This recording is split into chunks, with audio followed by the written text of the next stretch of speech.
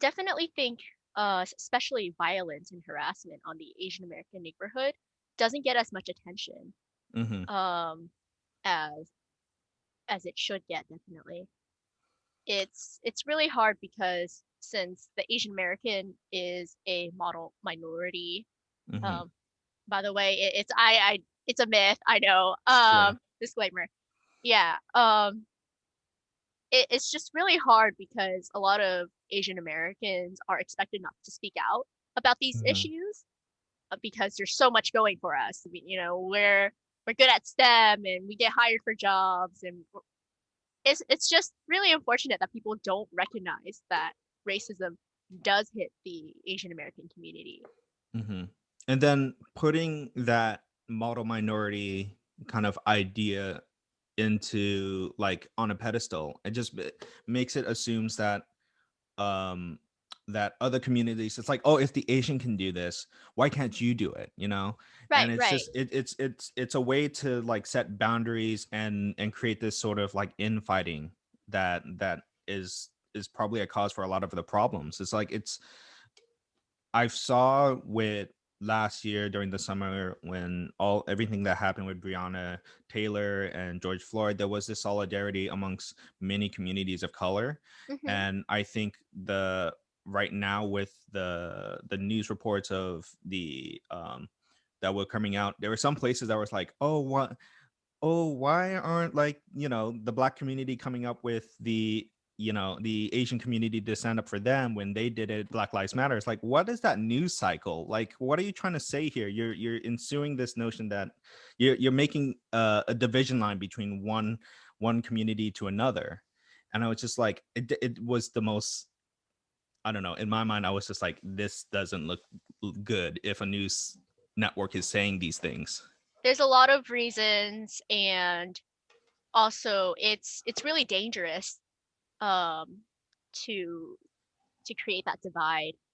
Hmm. Yeah. Yeah, it's rough, and I'm scared in that sense because it's just like it's not a constructive conversation to have. And I don't think we should pin one group over another group, or say that, oh, that if a black person were to do this to an Asian person, then it all black people. Like, there are reasons for violence, and then we need to attack that reason and make sure it doesn't happen again. Like, this violence against Asian communities should be addressed. And Hmm. I know that you mentioned it earlier, but like the idea of like being quiet and like not reporting these things, I think that is also part of that model minority myth. That notion is like, I don't want any trouble, or like, what is there to gain if I report this? Like, there's nothing that's going to happen. And I think recently I think Washington State is like putting forward is like, any violence against Asian Americans should be categorized as a hate crime. And then in my mind, I was thinking, it's like, wait, wasn't shouldn't that already be in the books already? I just thought that was insane. Yeah. Yeah. Well, I think a lot of it also has to stem from Asian culture as well, Mm-hmm. where face is a very important um value, Mm-hmm. or like representation. You have to look good in front of other people.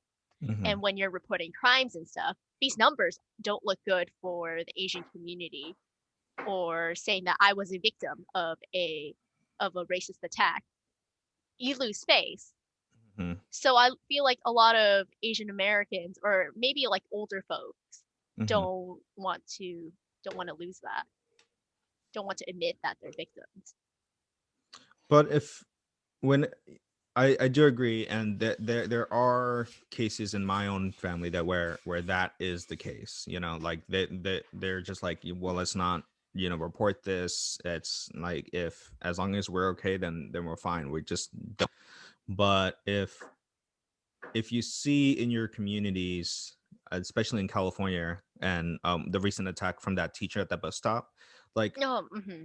if it becomes, I hate to say it, if it comes closer and closer and closer, it's like, well, where does that non-reporting argument falls apart? if your neighbor is going to get killed through a racist attack, when at what point are you going to call it out? I'm Right. And not right. chastising the elderly community or anything, but I think this is just an argument to say, hey, like, at what point will you say something? Sorry. Hmm. Hmm. I definitely agree with you that even though it's it's never a good thing to say you're a victim of a violent Mhm. attack. Um, but it's very important to definitely report and get the numbers out there, and that's how you gain support, and then how you acquire help for this community and for this unfortunate event. Yeah, it's really kind of the first step in actually tangibly like addressing the issue is to Right, understand. recognizing there is an issue here. Yeah, recognizing there's an issue, and then actually filing it and getting the data to. Right, it's not one independent issue. It's, Mhm. continuous attacks on our community. Yeah, and I imagine like that is happening in like many like data driven organizations trying to Hmm. address certain things like poverty and like substance abuse and all of these things. And like I just feel that there wasn't necessarily a like wide report that I've known in my mind that actually really addressed the issues in the Asian community.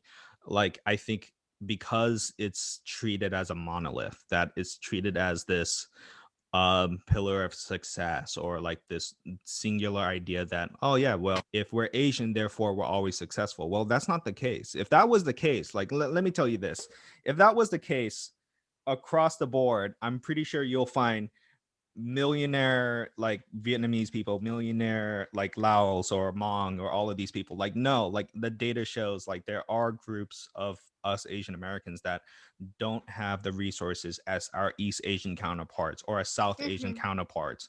And like, because we're just put in this box that say, oh yeah, Asian equals success. It's like, what does that mean if we don't have the resources to be that success? Research our own histories. Or like not put stories that relate to like everyday struggles that Asian American communities have faced. Like if our examples of American like if of Asian excellence are set to rich Vietnamese millionaires and crazy rich Asians, it's like Hmm. like are we perpetuating, like, though it is important to have representation, what does it ultimately say if the only stories that you know that we want to tell just reaffirms that, oh, we're already successful? Right, right. There's an appropriate representation, Hmm. of course. It's I think a lot of Asian families, their parents or their relatives came from a poor, like, developing world background. And Hmm. so in their mind, success and the American dream and what they would push their children to achieve is economic success Hmm. and not identity, which I think being able to figure out your own identity is also a success. It's a privilege to be able to focus and to take the time to research and understand who you are.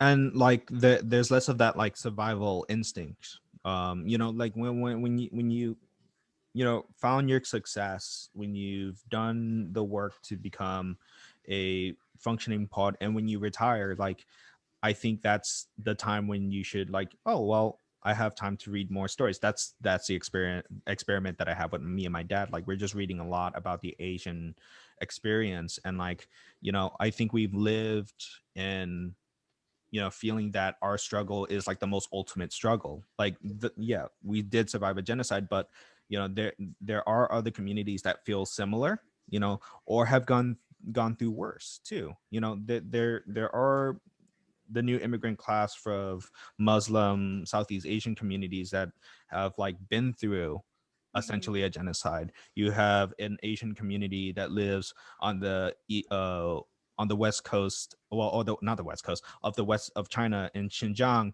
that's been oppressed, that's been in a genocide. That are moving abroad, or if they can escape, then they can move abroad.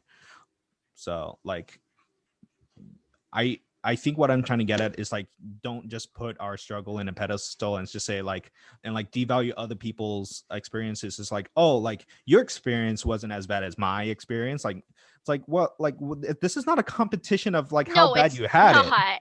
This is not a competition. The recognition, the understanding that we've been through something and how we can help others, I think that should be more valued than, oh, I struggle way more than you, so you are forced to respect me. It's like, you will never get respect if you living in that type of lifestyle. It's really childish, and I think it's a very immature mindset. It's not it's dangerous when it comes to talking about race and and struggles. Hmm. But it definitely comes from just casual conversations, like everyday things, like, oh, saying my life is harder than yours because I'm studying this topic. I'm studying this major and it's harder than your topic. Hmm. Not as dangerous, but it's that same mindset that translates into um my race has struggled more than yours. Yeah, that reminded me. I know, like, this is a little bit outside of race, but I remember that that YouTube video where there's like Dr. Mike and like the lawyer from like Legal Eagle, and he was I think they played it jokingly. It's like, I struggle more than you in law school. I struggle more than you in medical school. I'm like, y'all are in different professions that do different things. What are you talking about? And I know it's played for laughs, but like Right, in right. the frame of um what I mentioned in the last podcast about like Asian infighting. It's like, why are we trying to compare our struggles with other people? Like, we come from the same continent, a similar continent. Like, we've all struggled in our own unique way. Like, how can we lift each other up in this case? If the high school graduation rate is low for Southeast Asian communities, how are we gonna what can we do to work together to make sure we get as many Asians into college or just finishing their high school diplomas, in Long Mhm. Beach? Like, that was a big deal in the Cambodian American community. Not a lot of us go through high school. And I'll be honest, I didn't know that Southeast Asian young folks weren't graduation rates weren't as high Hmm. as just I guess the East Asian community. And Yeah. that's not data that comes out. There's no I always thought that, oh, a Asian as a whole, our families value education and we all go to college or something. Hmm. Um it's not a nice simple data, just one set of data we can look at. Hmm. and and it's like, if for folks that are like trying to stay within that model minority, they try to like segregate that away or just put a blanket statement like, oh yeah, Hmm. all Asians make about above a white person, and like, like that's the only minority that can like make this amount of money. It's like, well, if you don't segregate the data and understand that there are communities that don't fit that bill. There are Right. communities that may relate to the struggle of Latinx communities and the Black community and things like that. Like, Hmm. if you don't try to say, break it down and say, hey, these are our blind spots. How can we make sure that this community can all also prosper in the land of milk and honey, essentially?